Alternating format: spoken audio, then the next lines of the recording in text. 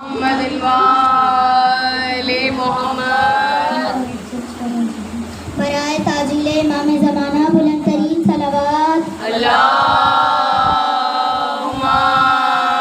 صلی علی محمد وآل محمد۔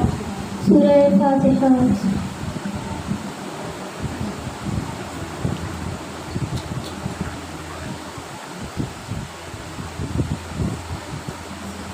اعوذ باللہ من الشیطان الرجیم، بسم اللہ الرحمن الرحیم، الحمد للہ رب العالمین، الصلاۃ والسلام علی اشرف الانبیاء والمرسلین، خاتم النبیین رحمۃ العاشقین، سیدنا و مولانا بالقاسم محمد۔ اللہم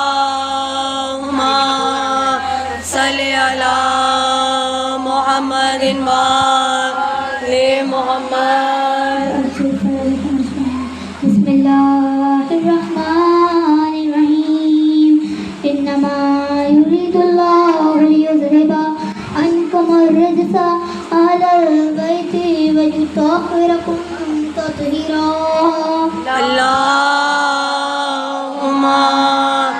صلی علی محمد وآل محمد۔ آغاز مجلس اس پاک پروردگار کے نام سے جو اس پوری کائنات کا پیدا کرنے والا ہے، جس کا سب سے بڑا شکر ادا یہ ہے کہ اس نے ہمیں فرش ازار حسینی کا عزادار بنایا۔ ہم اس مجلس میں آتے ہیں، ہمیں یہ کہہ کے آنا چاہیے ہم حرم حسین علیہ السلام میں آ رہے ہیں۔ آقا بہجت فرماتے ہیں جب ہم مجلس سے باہر جائیں تو ہمیں کہنا چاہیے یا پروردگار عالم تیرا شکر ہے، تو نے ہمیں فاطمہ اور زہرا نصیب کروائی، تو نے ہمیں حسین نصیب کیا، تو نے ہمیں مجلسیں نصیب کری۔ ہم پچھلے 2 مہینے سے حسین کی مجلسیں گھر میں برپا کروا رہے ہیں، ہم پچھلے 2 مہینے سے حسین کی گھر میں مجلس برپا کروا رہے ہیں، مجلسوں میں جا رہے ہیں۔ مجھ سے زیادہ صاحب علم کا مجمع بیٹھا ہے۔ آج کل ماشاءاللہ ہر ایک گھر میں زیارت عاشورہ پڑھی اور سنی جاتی ہے۔ ایک زیارت عاشورہ کا 30 دن کا عمل کا ایک فائدہ ہے۔ آپ کو پتہ ہے ایک شخص تھا، وہ زیارت عاشورہ کا 30 دن کا عمل کیا، اس نے 40 دن کا عمل کیا۔ 40 دن کا عمل کرنے کے بعد جب اس نے کہا کہ اب مجھے امام کی زیارت تو نصیب ہوئی نہیں، اب میں واپس چلا جاتا ہوں، گھر میں بچے بھی بھوکے ہیں، کاروبار کا بھی خاتمہ ہو جائے گا، میں واپس چلا جاتا ہوں۔ وہ شخص واپس پلٹتا ہے، ایک آواز آتی ہے، اے شخص رک جا۔ وہ شخص رک جاتا ہے۔ ایک گھڑ سوار ہوتا ہے، وہ کہتا ہے اے شخص یہ 40 دھرم رکھ اور فلاں جگہ میں اس شخص کو دے دینا، اور تو خشکی والی جگہ سے جائے گا یا گیلی والی جگہ سے؟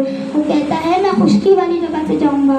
وہ کہتا ہے فلاں شخص کو یہ دام دے دینا، اور وہ کہتے ہیں، وہ فرماتے ہیں کہ اس شخص کے کپڑوں پر خون لگا ہوگا، تم ڈرنا نہیں، وہ صبح جانوروں کو قتل کر کے آتا ہے، وہ قصائی ہے، وہ جانوروں کو قتل کر کے آتا ہے۔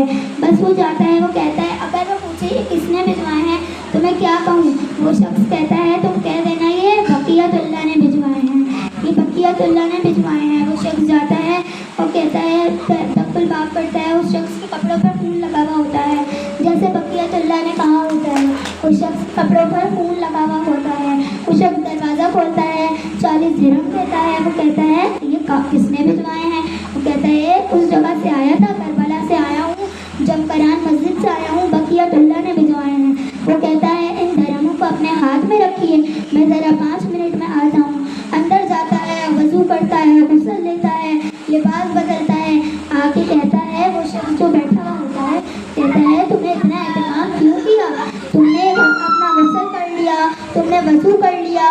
وہ کہتا ہے تمہیں نہیں پتا، تم نے میرے 12ویں امام کی زیارت کری ہے، تمہیں اللہم صلی علی محمد وآل محمد وجل فرجهم اجمعین۔ تم نے 12ویں امام کی زیارت کری ہے، تم نے بقیت اللہ کی زیارت کری ہے۔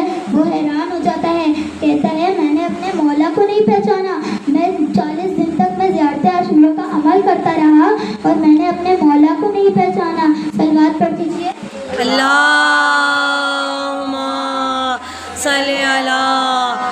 محمد وآل محمد وعجل فرجهم أجمعين. ایک اور واقعہ آپ کی سماعت نظر پیش کرتی چلوں. ایک دفعہ کا ذکر ہے. ایک شخص ایران میں رہتا تھا. غالباً اب تک وہ زندہ ہے. اس کا گھر بھی ہے. وہ غالباً اب تک زندہ ہے. ایک شخص جاتا ہے. کچھ عالم دین اس شخص کے پاس جاتے ہیں. ایران میں وہ سب سے بڑی مولا کی مجلسیں کرواتا تھا. کچھ عالم دین جاتے ہیں اور جا کے اس سے کہتے ہیں اتنی مجلسیں, اتنی بڑی نیاز, اتنی بڑی مجلسیں آج تک بادشاہ نہیں کروا پائے, تم کیسے کروا رہے ہو؟ وہ شخص کہتا ہے خدا کی قسم میں اپنی جیب سے 1 روپیہ نہیں نکالتا. وہ سب حسین کرواتے ہیں, سب حسین کرواتے ہیں, میں اپنی جیب سے 1 روپیہ نہیں نکالتا. وہ کہتا ہے ایک دفعہ میری طبیعت خراب ہو گئی تھی. میں نا مولا کے ممبر بناتا ہوں, تابوت بناتا ہوں, علم بناتا ہوں, باقی کے یہ سب چیزیں میں بناتا ہوں. اور ایک دفعہ میری طبیعت خراب ہو گئی تھی اور میں ہسپتال میں بھی کام کرتا ہوں. مگر ایک دفعہ جب میری طبیعت خراب ہو گئی تو میری کڈنی پہ درد ہونا شروع ہو گیا. اتنا درد بڑھ گیا, اتنا درد بڑھ گیا کہ میں بے ہوش ہو کے ادھر ہسپتال میں ہی گر گیا. ڈاکٹر آئے, ڈاکٹر نے اٹھایا, لے کے گئے. ڈاکٹر نے کہا یہ پیرالائز ہو چکے ہیں, اب نہ ان کو کچھ دکھے گا, نہ یہ زبان سے کچھ بول سکتے ہیں, اور نہ یہ کھڑے ہو سکتے ہیں. یہ صرف بستر پر لیٹے رہیں گے, اور نہ یہ کچھ بول سکتے ہیں, نہ دیکھ سکتے ہیں, صرف یہ سن سکتے ہیں. یہ سننا تھا. وہ شخص زاروں قطار رونے لگا اور دل میں کہتا ہے مولا, مولا آپ کا عاشق ایسے ہی مر جائے گا, مولا آپ اپنے عاشق کو زندگی نہیں دیں گے. المختصر وہ شخص جا کے سو جاتا ہے, سوتا ہے. 4 سال تک وہ شخص سوتا رہتا ہے. وہ شخص اٹھتا نہیں, وہ شخص کی آنکھ نہیں کھلتی. وہ شخص 4 سال تک سوتا رہتا ہے, اور 4 سال تک اس کی پیاس کی شدت اتنی بڑھ جاتی ہے مولا کو یاد کر کر کے وہ رونے لگتا ہے. وہ نیند میں ہی روتا ہے, مولا کو یاد کر کر کے روتا ہے. کہتا ہے مولا, مولا 4 سال کی بچی بھی پیاسی رہی, مولا 6 ماہ کا اصغر بھی پیاسا رہا. بس المختصر عزاداروں, ایک دفعہ کیا ہوا, ہم سب نے اس کا ساتھ چھوڑ دیا. اس کا جسم پھول گیا, اس کا جسم پھول گیا. اور جب اس کو ڈاکٹر کے پاس لے کے جایا گیا, جب ڈاکٹر نے اس کو پلٹا تو وہ اتنا جسم پھول گیا تھا, جسم اتنا نرم ہو گیا تھا کہ اس کی پیٹھ پہ کیڑے پڑ گئے تھے, اس کی پیٹھ پہ کیڑے پڑ گئے تھے, اتنا جسم نرم ہو گیا تھا. آخری دفعہ ڈاکٹر کے پاس لے کے جایا گیا.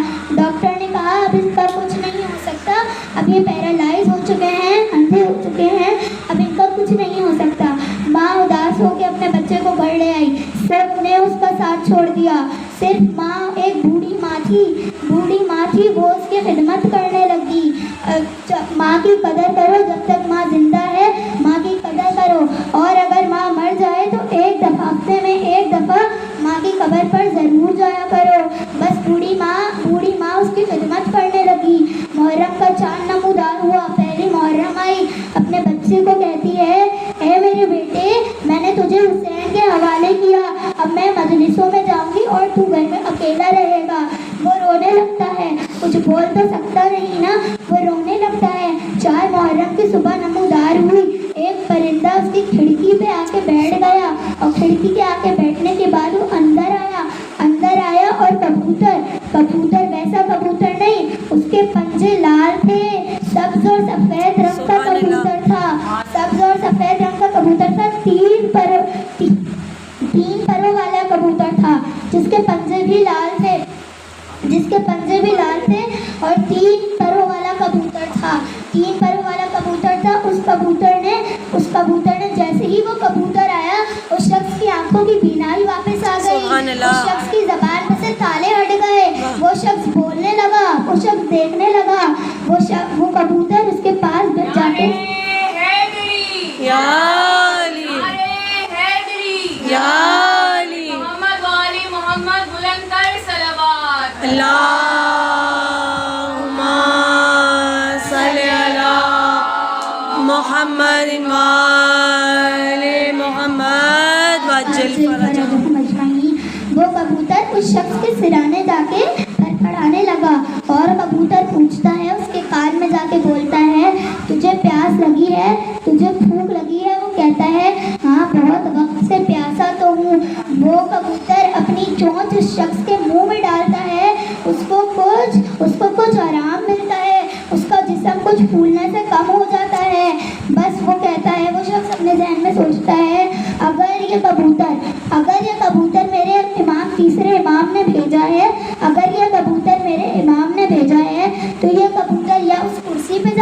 گا یا میرے بستر کے نیچے چلا جائے گا. وہ کبوتر پہلے کرسی پہ بیٹھا پھر بستر کے نیچے چلا سبحان گیا. اللہ. اس کی ماں آئی کہتے ہیں 10 محرم یا 14 محرم کے درمیان یہ واقعہ ہوا ہے. اس کی ماں آئی, اس کے ماں کا رومال گیلا تھا. پہلے زمانے میں لوگ رومال استعمال کیا کرتے تھے.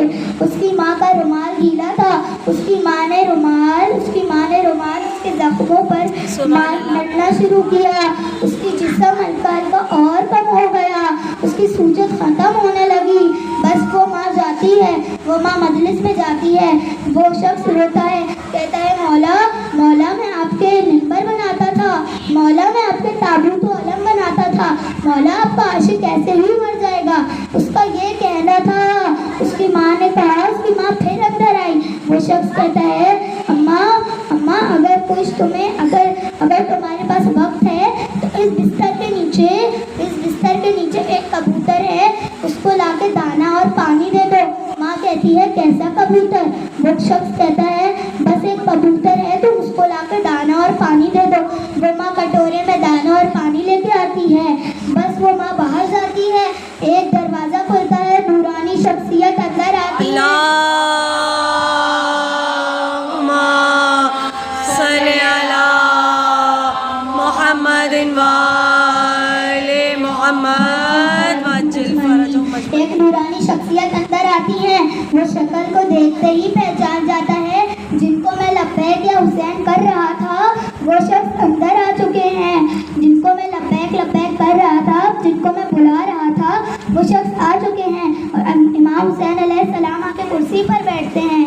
وہ کہتا ہے اے شخص, میں تجھے پہچان گیا ہوں, تو میرا تیسرا امام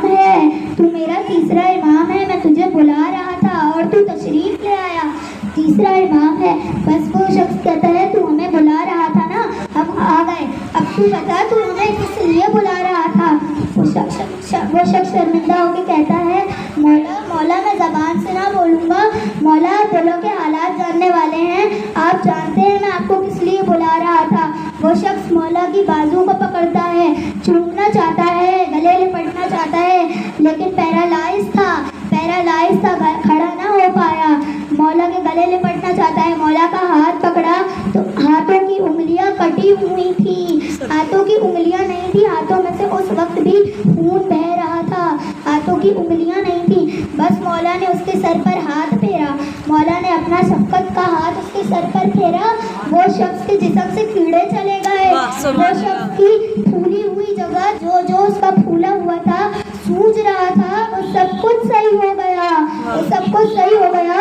وہ شخص کہتا ہے مولا میں نے ایک منت مانی تھی, تو جب آپ مجھے صحتیاب کر دیں گے تو میں 10 مجلسیں کرواؤں گا. میرے مولا فرماتے ہیں تو 10 مجلسیں اپنی کروانا, 10 مجلسیں حسین علی اکبر کی کروانا, علی اصغر کی کروانا, لیکن 8 مجلسیں تم میرے نام سے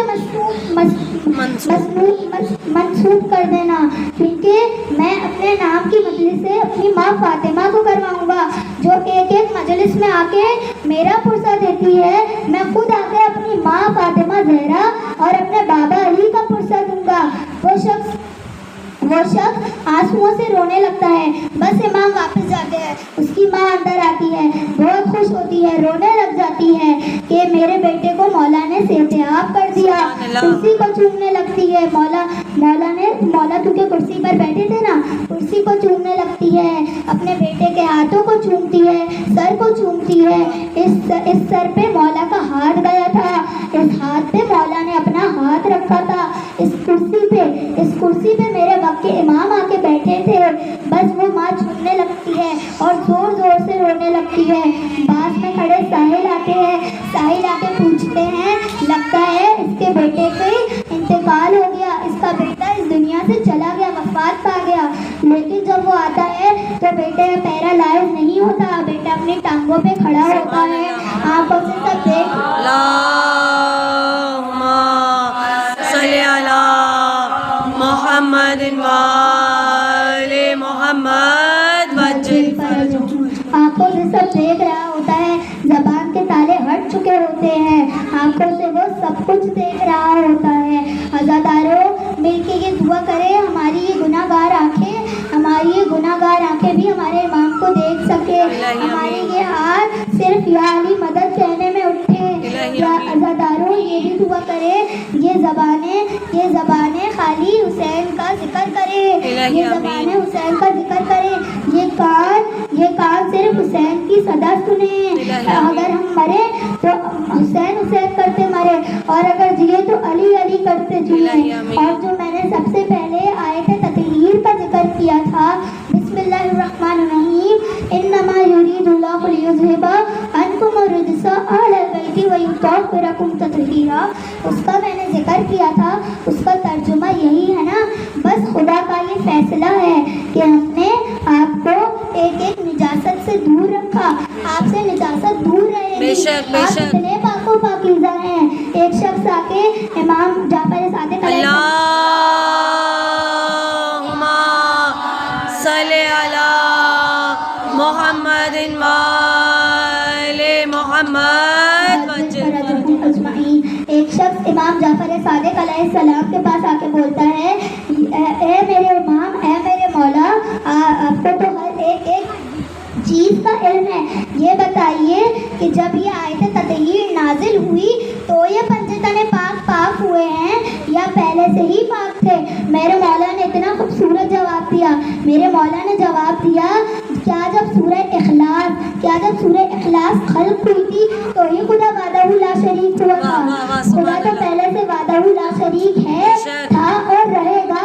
اسی طرح پنجتن پاک بھی پہلے سے پاک و پاکیزہ ہیں، تھے اور رہیں گے۔ نعرہ تکبیر، نعرہ تکبیر، نعرہ رسالت، نعرہ حیدری،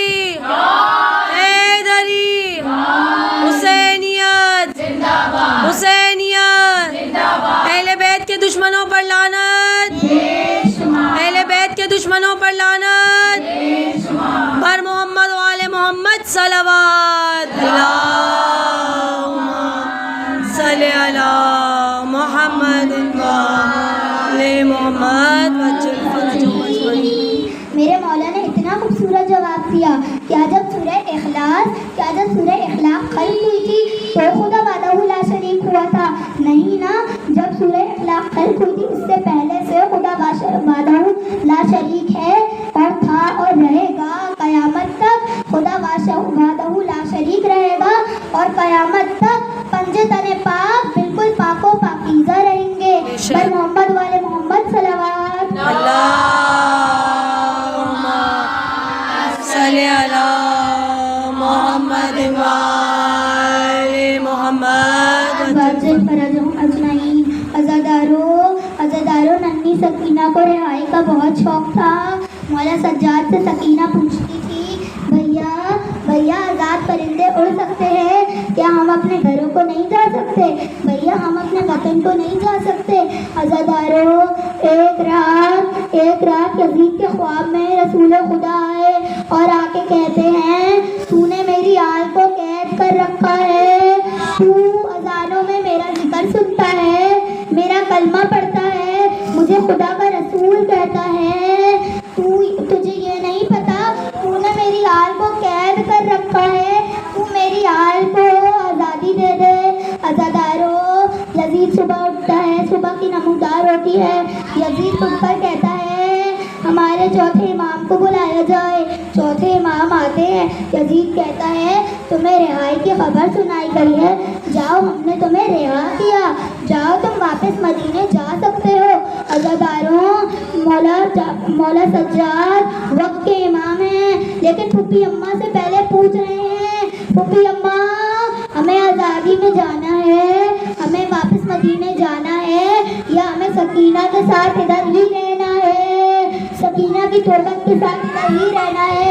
میری بیوی کہتی ہیں ہم مدینے تو جائیں گے، لیکن پہلے اس یزید سے بولو ہمیں شام میں ہی ایک گھر عطا کرے جس میں میں اپنے بھیا کی ماتم کر سکوں، مجلسیں برپا کر سکوں۔ عزاداروں، यजीद ने घर अता किया, मेरी बीवी ने मजलिसें करना शुरू करी। मेरी बीवी कहती हैं हमें आज घर मिला है, यजीद ने हमें हर वक्त रोने नहीं दिया, दिल खोल कर रोना अज़ादारों। बीवी कहती हैं दिल खोल कर रोना बीवियों, आज हमें रोने का हक अदा करना है। बस वो लुटी हुई चीज़ें वापस आती हैं। सबसे पहले बीवियों की चादरें आती हैं, सब बीवियाँ खड़ी होती हैं, मातम करने लगती हैं। वाह बासा अली असगर के जले हुए झूले की लकड़ियाँ आती हैं, सब बीवियाँ खड़ी होकर मातम करती हैं। वाह असगरा। उसके बाद ओनो मोहम्मद के सर आते हैं, कोई बीवी मातम नहीं करती। शाम की औरतें कहती हैं इन बच्चों की माँ मर गई है क्या, इन बच्चों को कोई मातम नहीं कर रहा। एक एक चीज को सबने अपने गले से लगाया, प्यार किया। ये बच्चे, इन बच्चों के सर ऐसे ही रखे हैं। मेरी बीवी कहती है मैं इन बच्चों की माँ हूँ, लेकिन मैंने अपने बच्चों को हुसैन के ऊपर फिदा कर दिया था। सदके की चीज को कभी नजर उठा के नहीं देखते, मैं अपने बच्चों को नजर उठा के नहीं देखूंगी, मैं इनका मातम नहीं करूंगी। सकीना की बालियां आई, वो बालियां अब भी खून आलूद थी, उनमें से अब भी खून टपक रहा था। सकीना की बालियां, सब बीवियों ने सकीना का मातम किया। आए सकीना, हाय प्यास। मौला हुसैन अलैहिस्सलाम का सर आया, सब बीवियाँ ताज़ीम इमाम हुसैन में खड़ी हो गई। सब बीवियाँ पुकारती हैं अस्सलाम अलैका या बाक़िल हुसैन, मौला आप पे हमारा सलाम हो। अल-मुख्तसर मौला सज्जाद कहते हैं तमाम बीवियों को हमारियों पर सवार करवाना चाहिए। सब तमाम बीवियाँ हमारियों पर सवार होती हैं। एक बीवी नजर नहीं आती, वो एक बीवी नजर नहीं आती। मौला सज्जाद कहते हैं फूफी अम्मा आप बाकी बीवियों को लेके हमारियों पर सवार हुई है। मेरी अम्मा सकीना की तुरबत के साथ लिपटी कह रही है सकीना मैं तुझे अकेला छोड़ के नहीं जाऊंगी। सकीना तुझे शेमरे के तमाचों से डर लगता है, सकीना तुझे अंधेरे से बहुत डर लगता है, मैं तुझे अकेला छोड़कर ना जाऊंगी। अज़ादारों मेरे मौला सज्जाद आके कहते हैं ए अम्मा मैं आपको वक्त का इमाम बनकर हुक्म देता हूँ, आप खड़ी हो जाइए। बीवी वक्त का इमाम बनकर अपने बेटे की बात मानती है, बीवी खड़ी होती हैं, हमारी पर सवार होती हैं। लुटा हुआ काफिला वापस कलबरा पहले जाता है। एक एक बीवी अपने आप को कब्रों पर गिरा लेती है। अज़ादारों एक शख्स कहता है ये जागीरे अब्बास है, ज़ैनब हमारी पर से नीचे गिरती है, ऊंट पर से अपने आप को नीचे गिराती है। मेरा अब्बास, आए मेरा अब्बास। मेरी बीवी ज़ैनब जिस तरह से मौला हुसैन कहे थे ना मौला अली अकबर के सीने से बर्छी निकाल ले, इस तरह बीवी ज़ैनब अली अकबर वो अब्बास की जागीर पर जाती हैं। ऐसे लुटा हुआ काफिला वापस मदीने आता है। अम्मा की कब्र पर एक बालिया रखती है, खून आलूद कुर्ता निकालती है, अम्मा की कब्र पर रखती है। कहती है अम्मा तेरे हुसैन को करबला में छोड़ आई। अम्मा लाई हूँ तो सिर्फ एक कुर्ता, बालिया और साथ सज्जाद को लाई। अम्मा बाकी सब शाम और करबला में रह गए, बस वो कुर्ता कब्र के ऊपर रखा गया, कब्र में जलजला आ गया, कब्र हिलने लगी। मेरी बीबी ज़ैनब कहती हैं अम्मा तेरी कब्र तो इस कुर्ते को देख के ही हिलने लगी। अम्मा मैं वही ज़ैनब हूँ जिसने 70 कदम से खड़े हुए भाई का गला कटते हुए देखा। अल्लाह लानतुल्लाह अलल कौमिज़ ज़ालिमीन, इन्ना लिल्लाहि